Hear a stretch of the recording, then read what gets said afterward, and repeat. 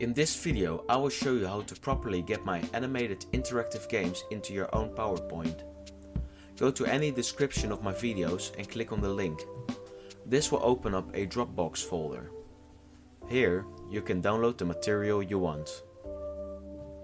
Click on the download button in the right up corner and start the download. Once the download is completed, you want to open the file and enable editing. As you can see, some interactive elements have multiple slides.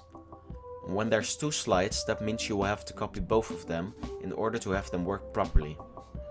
For this video, I'm going to use the shield task from Among Us in my new PowerPoint. And I select the whole page, and this can be done using Ctrl A on your keyboard. I click on the Animations tab and on Animations panel to check if I've copied all the animations in the slide. I then proceed to go to my own presentation and copy my selection in there. As you can see, it works just as well and I can edit it freely. I hope this helped and I will see you next time.